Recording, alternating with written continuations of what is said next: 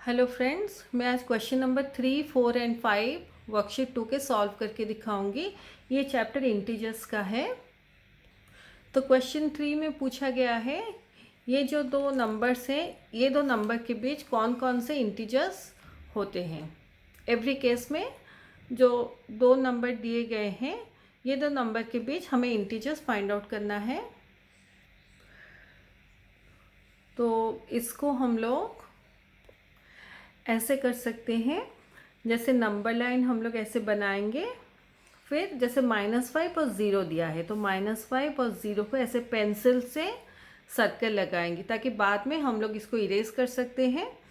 फिर जो सारे इंटीजर्स ये दो नंबर के बीच होते हैं उसको आंसर में लिखेंगे।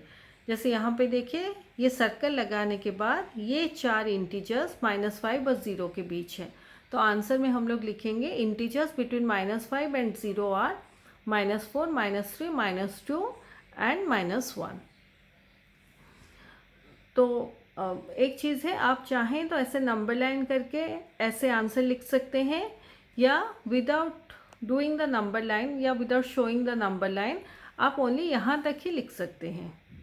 ओनली द ये जो रिटन पार्ट है वर्ड में, इसको भी आप लिख सकते हैं। अभी -4 एंड 3 के बीच इंटीजर्स को फाइंड आउट करना है। तो ऐसे हम लोग नंबर लाइन करेंगे। 0 जैसे टिपिकल नंबर लाइन हम लोग करते हैं, 0 से इस साइड में सारे पॉजिटिव इंटीजर्स और इस साइड में सारे नेगेटिव इंटीजर्स। फिर ऐसा हम लोग करेंगे नंबर लाइन ताकि ये दो नंबर नंबर लाइन में हो।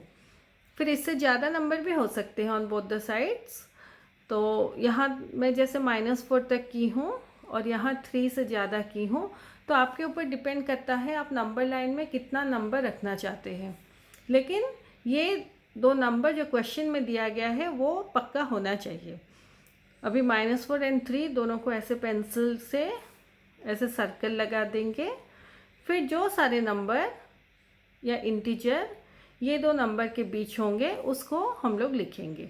जैसे integers between -4 and 3 are -3, -2, -1, 0, 1 and 2।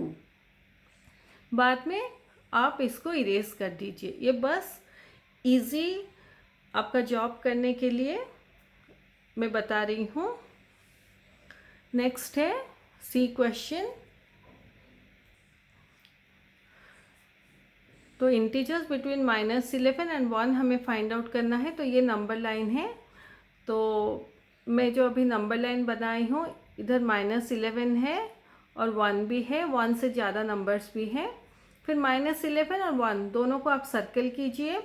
जितने सारे नंबर या इंटीजर्स ये दो नंबर के बीच है उसको ऐसे वर्ड्स में लिखिए। Integers between -11 and 1 are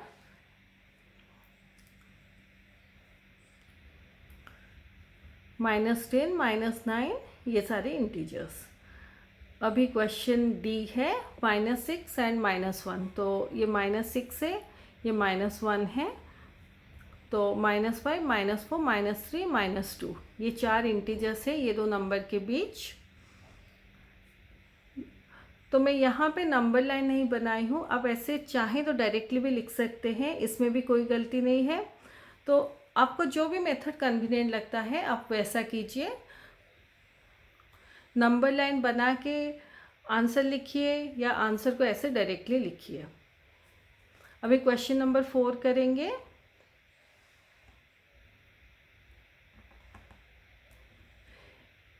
compare the numbers and insert an appropriate symbol greater, less or equal to in the given space। ये फर्स्ट क्वेश्चन है। 3 और -3 के बीच हमें कंपेयर करना है। यहाँ पे हमें कुछ रूल का ध्यान रखना होगा। जैसे अगर नंबर सेम नंबर है, जैसे यहाँ पे देखिए जैसे 3 है और -3 है तो नंबर 3 है। तो जिस नंबर के सामने पॉजिटिव साइन है वो नंबर हमेशा नेगेटिव नंबर से बड़ा होता है। ये फर्स्ट रूल है कंपैरिजन का। सेकेंड रूल है, अगर पॉजिटिव और नेगेटिव इंटीजर है तो उसमें क्या होता है, पॉजिटिव इंटीजर का वैल्यू हमेशा बड़ा होता है। मैं ये केस कह रही हूँ अगर दोनों इंटीजर्स डिफरेंट हैं, जैसे मान लीजिए 5 है और -3 है, तो 5 इज़ ऑलवेज ग्रेटर देन -3। ये दो डिफरेंट इंटीजर्स के केस में मैं रूल बता रही हूँ। थर्ड रूल है जब दो नेगेटिव इंटीजर्स होते हैं, जैसे मान लीजिए -16 और -10 मान लीजिए,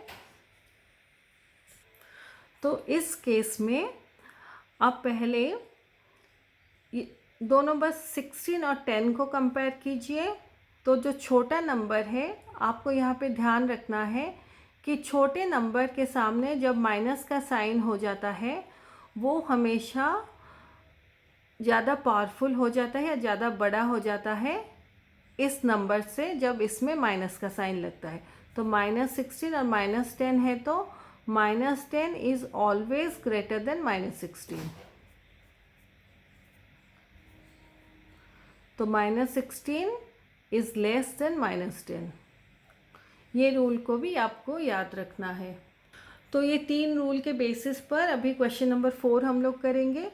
यहाँ पे देखिए 3 और -3 है, नंबर सेम है लेकिन इस नंबर में प्लस का साइन है, यानी ये पॉजिटिव इंटीजर है, तो इसलिए +3 इज़ ऑलवेज ग्रेटर देन -3। अभी -101 है और -104 है, तो छोटे नंबर के सामने जब माइनस का साइन लगता है तो उसका वैल्यू ज़्यादा होता है, इसलिए -101 इज़ ऑलवेज ग्रेटर देन -104। ये क्वेश्चन नंबर सी है। मैं बी का यहाँ बताती हूँ। -1 और 0 है, तो -1 के राइट में हमेशा 0 होता है, तो 0 का वैल्यू ज़्यादा होता है -1 से, तो -1 इज़ लेस देन 0। ये क्वेश्चन डी है। -82 और -28 छोटे नंबर के सामने माइनस का साइन होने से ये बड़े नंबर के सामने जब माइनस का साइन होता है उससे बड़ा हो जाता है, तो -82 इज़ लेस देन -28। ये ई क्वेश्चन है। -4 और -14, तो -4 बड़ा है क्योंकि ये छोटे नंबर के सामने माइनस का साइन होने से वो हमेशा बड़े नंबर के सामने माइनस का साइन होने से बड़ा होता है, इसलिए -4 is greater than -14। Similarly F question 16 और -16 है, ये 16 है यानी कि ये +16 है, तो ये पॉजिटिव नंबर है। ये नंबर दोनों सेम है लेकिन क्योंकि यहाँ पे प्लस का साइन है, ये पॉजिटिव नंबर है, इसका वैल्यू बड़ा है, तो 16 इज़ ग्रेटर देन -16। अभी जी क्वेश्चन -97 और -98, तो -97 इज़ ग्रेटर देन -98 बिकॉज ये जो छोटा नंबर है इसके सामने माइनस का साइन लगाने से इसका वैल्यू ज़्यादा होता है। नहीं तो आप ऐसा सोच सकते हैं कि नंबर लाइन में अगर देखा जाए तो -97 is to the right of -98, और जो नंबर राइट में होता है वो हमेशा बड़ा होता है।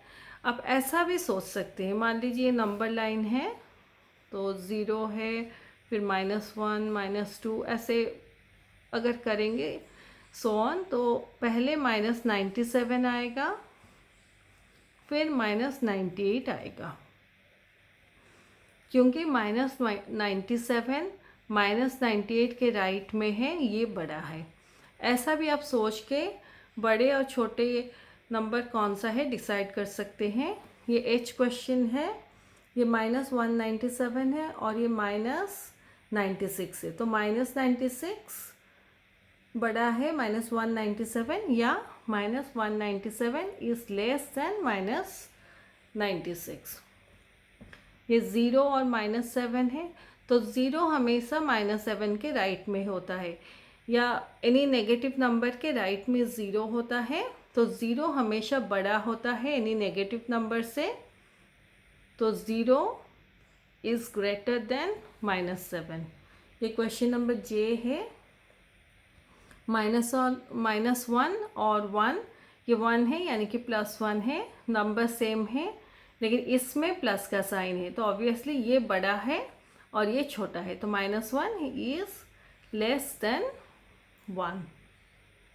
अभी क्वेश्चन नंबर 5 करेंगे।